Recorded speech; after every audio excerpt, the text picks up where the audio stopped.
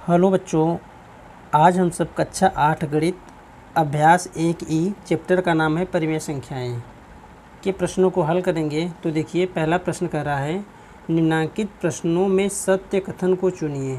तो हमको क्या करना होगा कि दो परिमेय संख्याओं को जब यहाँ से हम गुणा करके हल निकालेंगे और इधर की भी परिमेय संख्याओं को हल करेंगे तो देखेंगे दोनों का मान बराबर आ रहा है कि नहीं।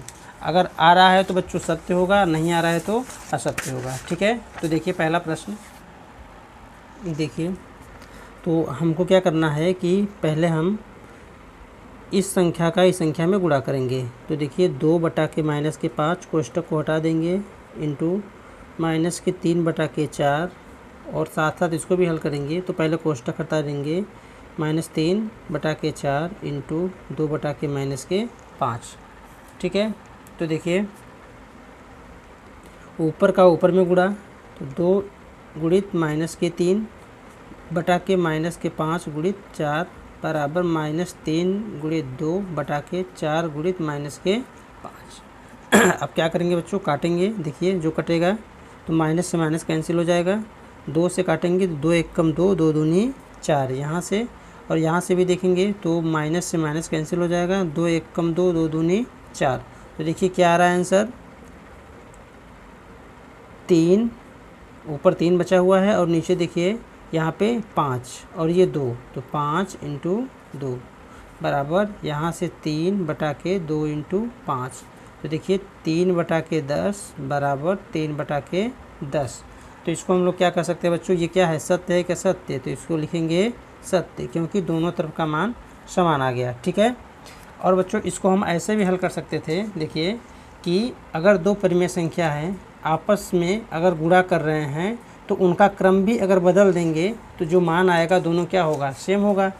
जो कि हम लोग इसका जो प्रगुण है, प्रगुण के बारे में हम लोग पढ़ चुके हैं। चलिए देखिए दूसरा प्रश्न। ये अगर प्रगुण के रूप में इसको बच्चों हल करेंगे हम तो कौन सा प्रगुण होगा, ये क्रम विनिमय प्रगुण गुणा का। ठीक है, देखिए दूसरा प्रश्न, इसको पहले लिख लेते हैं। तो देखिए प्रश्न दूसरा है, बड़े कोष्टक छोटे कोष्टक में -2/-3 कोष्टक बंद गुणित 1/5 बड़ा कोष्टक बंद गुणित -2/7 कोष्टक में बराबर, जो इसका मान बराबर मतलब ये है कि जो इसका आंसर आएगा बच्चों वो मान इधर का भी बराबर आना चाहिए इसके। तो इसको अगर हम सत्य असत्य में है बच्चों तो इसको हम हल करने से पहले हम ऐसे भी इसको हम देख सकते हैं कि हमारे पास पहले कितनी परिमेय संख्या है। इधर से देखेंगे तो 1 2 3 और इधर भी वही संख्या रखी हुई है। देखिए ये संख्या सेम वही है, और यहाँ से भी 1/5, इधर भी 1/5 है, और इधर से भी -2/7 है और -2/7 है। तो परिमेय संख्या जो 3 इधर है बराबर के, और वही तीनों परिमेय संख्या बराबर के इधर भी है। तो यहाँ से हम इसको कह सकते हैं कौन सा प्रगुण, साहचर्य प्रगुण से। तो बच्चों साहचर्य प्रगुण क्या कहता है हमारा कि अगर हमारे पास 3 परिमेय संख्या हैं तो पहली और दूसरी परिमेय संख्या का गुणन तीसरी परिमेय संख्या से करें। जो इनका मान आएगा वो पहली परिमेय संख्या में दूसरी और तीसरी परिमेय संख्या के गुणा करने के बाद अगर हम पहली परिमेय संख्या में गुणा करेंगे बच्चों तो जो मान आएगा बिल्कुल क्या हो जाएगा, समान हो जाएगा। तो अगर हल करने के लिए दिया होता या हल करने के लिए कहेगा तो इसको बच्चों हम हल कर लेंगे। हालांकि इसमें केवल किया है सत्य और असत्य के लिए। तो पहला वाला हम लोगों ने हल कर लिया है और दूसरा हम लोग प्रगुण के अनुसार हम लोग इसको लिख देंगे। तो ये क्या हो जाएगा, सत्य हो जाएगा। ठीक है, ये हमारा क्या हो जाएगा, सत्य हो जाएगा। कहाँ से बच्चों, साहचर्य प्रगुण से। किस प्रगुण से, गुणा संक्रिया का साहचर्य प्रगुण से। ठीक है, चलिए देखिए अगला। तो बच्चों देखिए तीसरा प्रश्न कर रहा है कि 3/4 और कोष्टक में -5/7 का गुणनफल परिमेय संख्या नहीं है। तो देखिए बच्चों हम सब परिमेय संख्याओं की गुणा की जो संक्रिया के प्रगुण हैं तो बच्चों उसके बारे में हम लोग पढ़ चुके हैं। तो यहाँ पे कौन सा प्रगुण काम कर रहा है, समवरक प्रगुण। ठीक है, समवरक प्रगुण हमारा ये कहता है कि यदि हमारे पास कोई दो परिमेय संख्या है तो जब इसका हम गुणन निकालेंगे मतलब एक दूसरे से गुणा करेंगे और जो इसका आंसर आएगा बच्चों वो भी क्या होगा, एक परिमेय संख्या होगा। तो बच्चों अगर आप सब परिमेय संख्याओं के गुणा का या प्लस या घटाव की संक्रिया के प्रगुण के बारे में आप अध्ययन न किए हों तो आप इसके बारे में आपको अलग से एक वीडियो में बताया गया है। तो अगर आप उस वीडियो को ना देखे हों तो ज़रूर देख लीजिएगा, ठीक है, ताकि आपको एक एक चीज़ अच्छे से समझ में आए। तो चलिए देखते हैं। यहाँ पे इसको हम हल नहीं करेंगे, क्यों? क्योंकि ये सत्य में है बच्चों। तो यहाँ पे कौन सा प्रगुण काम करेगा? तो यहाँ पे परिमेय संख्या के जो गुणा का प्रगुण है संवरक, वो यहाँ पे काम करेगा। ये क्या कहता है बच्चों कि अगर दो परिमेय संख्याओं को आपस में हम गुणा करेंगे तो जो हमारा मान आएगा वो भी क्या होता है? एक परिमेय संख्या होता है। और यहाँ पे देखिए क्या दे रहा है कि का गुणनफल परिमेय संख्या नहीं है। इसका मतलब क्या? ये गलत बोल रहा है। तो यहाँ से ऐसे ही ये वाला जो हमारा आंसर है तो यहाँ से क्या हो जाएगा बच्चों? गलत हो जाएगा, ठीक है। तो तीसरा आंसर जो हो जाएगा वो असत्य हो जाएगा। तो बच्चों यहाँ पे क्या हो जाएगा? ये कह रहा है कि जो इसका गुणनफल आएगा एक परिमेय संख्या नहीं होगा, लेकिन हमको पता है कि ये एक जो उनका गुणनफल होगा ये क्या होगा? एक परिमेय संख्या होगा, इसलिए क्या हो जाएगा? सत्य हो जाएगा। बिना हल किए हुए बच्चों प्रगुण के माध्यम से हम लोग संक्रिया के माध्यम से हम बता सकते हैं, ठीक है। तो यहाँ पे कौन सा है? गुणा की संक्रिया कौन सी थी? संवरक, ठीक है। तो ये क्या हो जाएगा? सत्य हो जाएगा।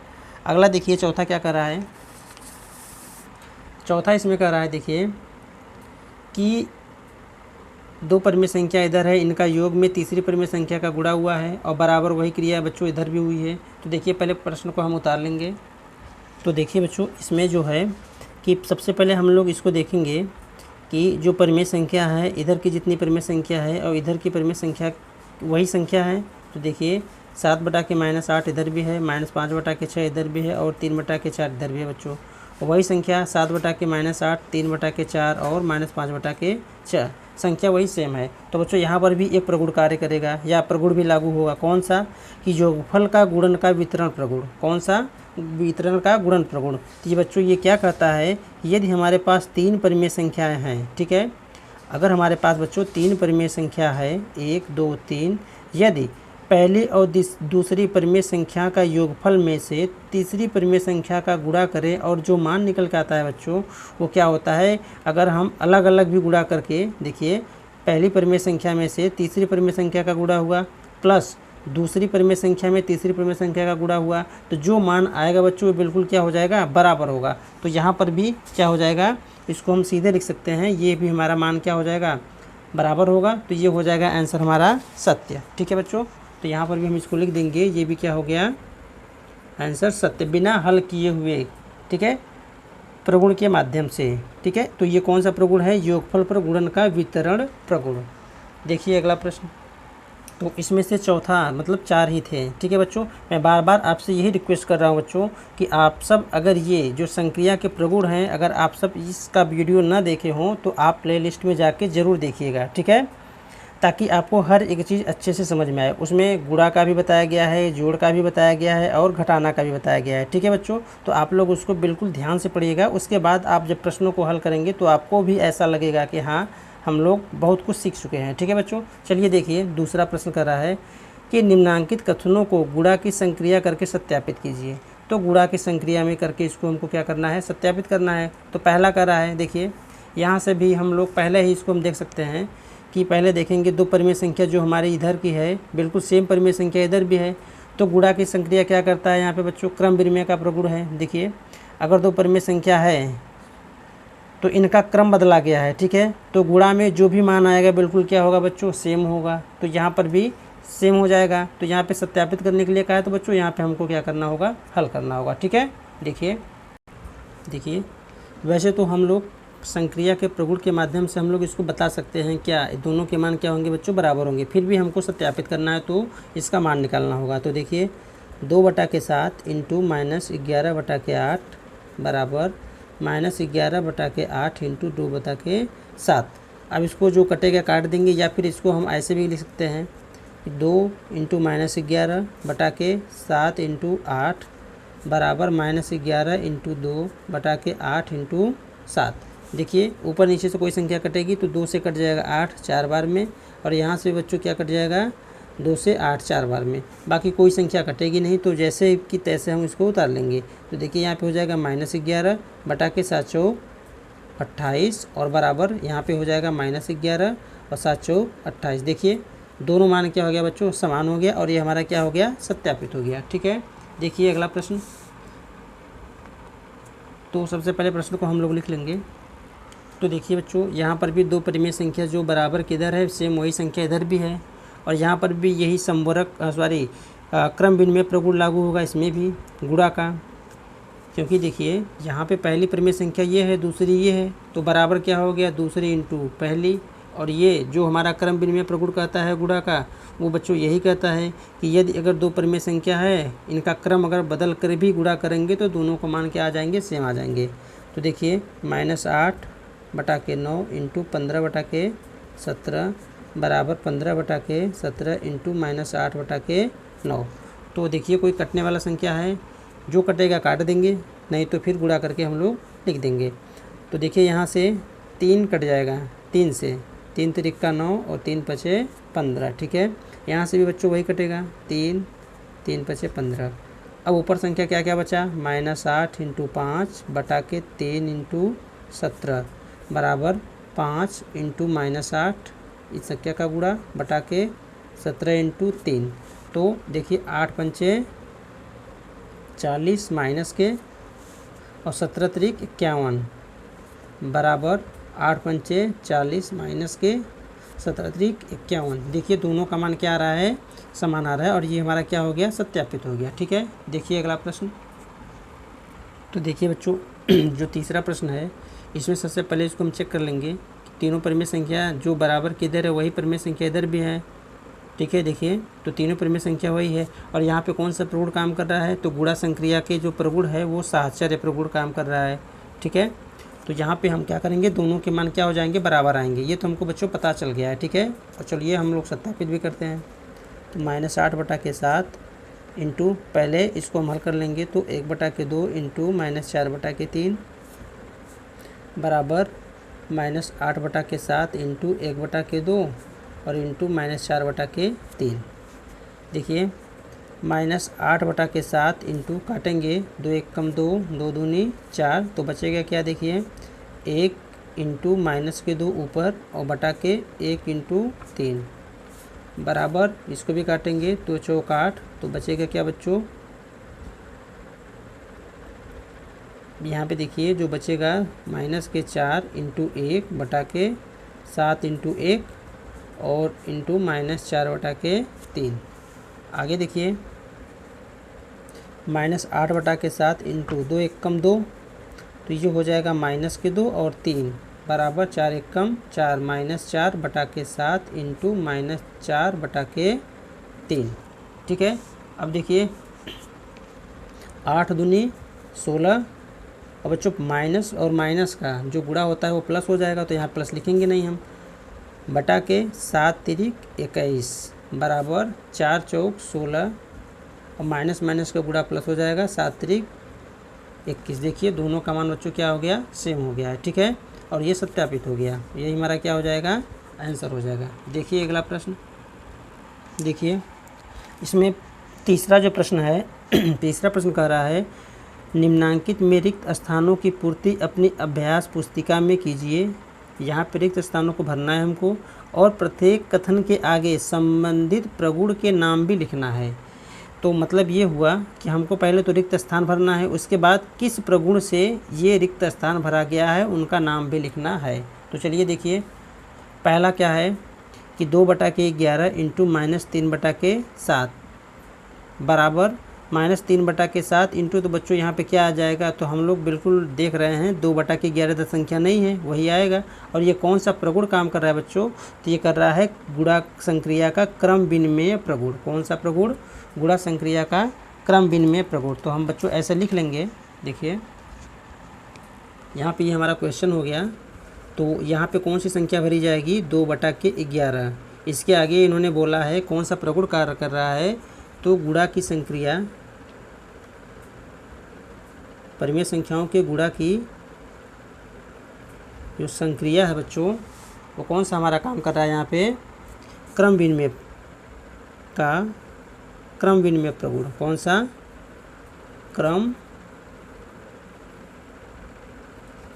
विनिमय प्रगुण।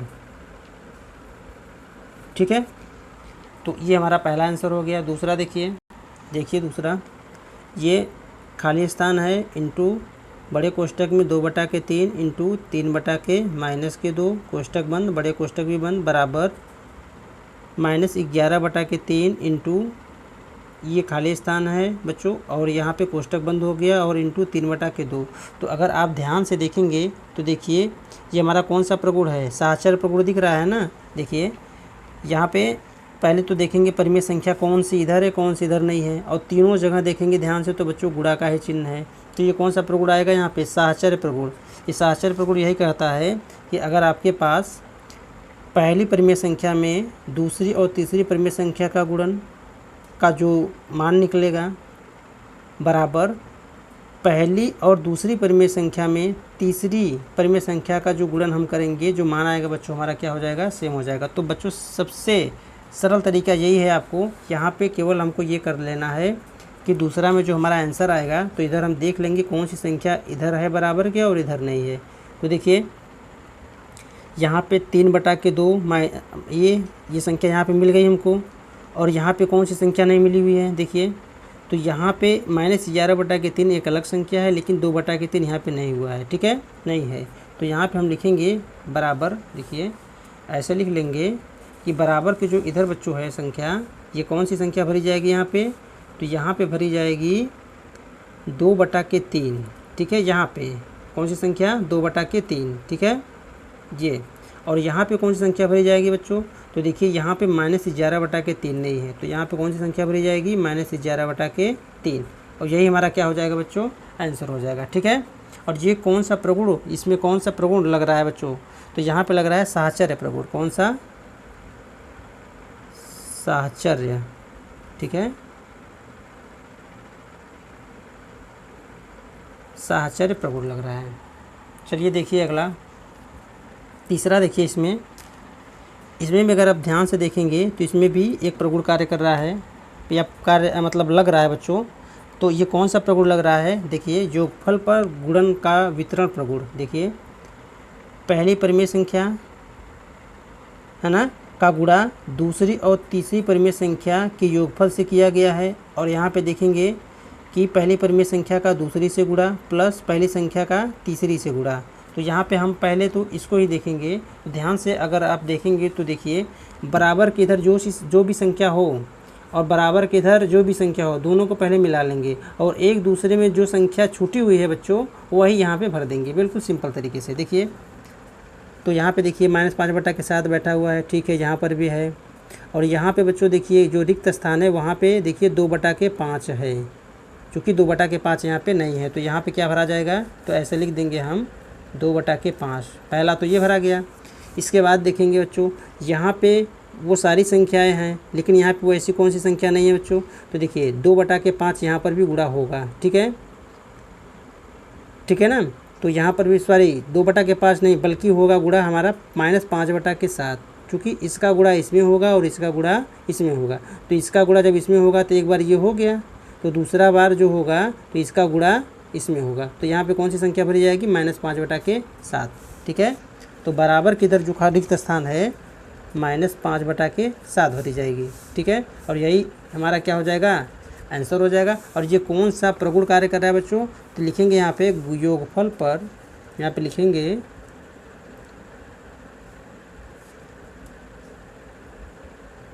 योगफल पर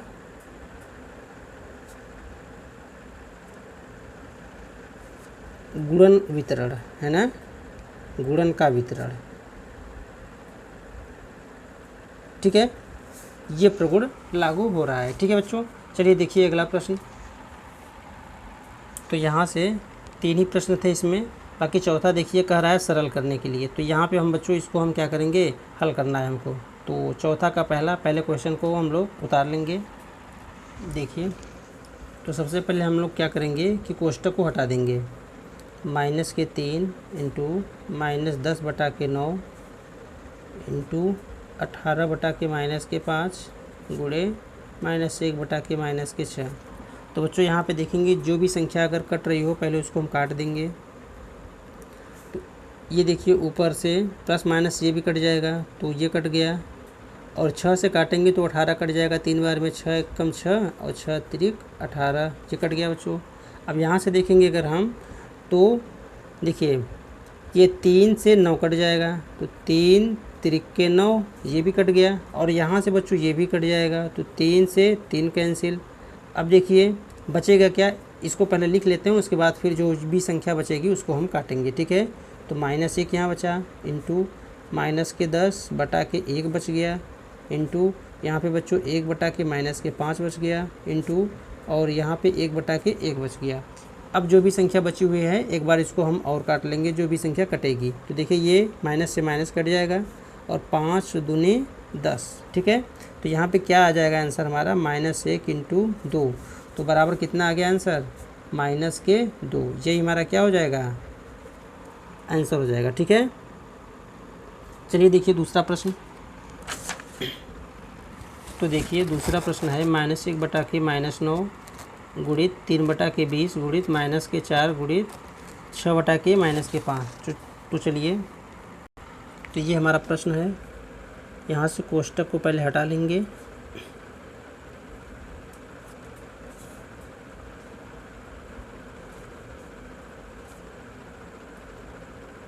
ठीक है। तो यहाँ बच्चों आप कंफ्यूज मत होइएगा, ये गुणा में है, ठीक है। अगर यहाँ पे आप रखना चाहते हैं कोष्टक को रख भी सकते हैं, और यहाँ से हम इसको पहले काट ही लेंगे। तो देखिए माइनस से माइनस कट जाएगा, और यहाँ से ये माइनस इस माइनस से कट जाएगा बच्चों, और जो यहाँ से संख्या से कटेगा ये यहाँ से कट जाएगा। तो 4 एकम 4 और 4 पंचे 20, ठीक है। तो अब देखिए कितनी संख्या बची है, फिर से एक बार लिख लेंगे, उसके बाद हम फिर काटना शुरू करेंगे जो भी संख्या कटेगी, ठीक है। तो यहाँ से 1 हो गया, इंटू 6 बटा के 5। तो अभी तक हम लोगों ने यहाँ से इसको काटा है बस। अब देखिए कौन कौन संख्या कटेगी, तो 3 एकम 3, 3 तिरिक के 9, और यहाँ से हम काटेंगे 3 एकम 3, 3 दूनी 6। तो हमारा यहाँ पे क्या आएगा आंसर बच्चों, देखिए सब जगह ऊपर की ओर 1 इंटू 1 इंटू 1 इंटू 2 आया है, और नीचे देखिए 5 इंटू 5, तो 5 इंटू 5, जो हमारा ये लास्ट आंसर आएगा 2 बटा के 5 बचे 25, और यही हमारा क्या हो जाएगा, आंसर हो जाएगा, ठीक है बच्चों। तो बच्चों उम्मीद करता हूँ आप सबको वीडियो पसंद आया होगा। अगर वीडियो पसंद आए हो या अच्छा लगे तो वीडियो को लाइक और चैनल को सब्सक्राइब ज़रूर करिएगा।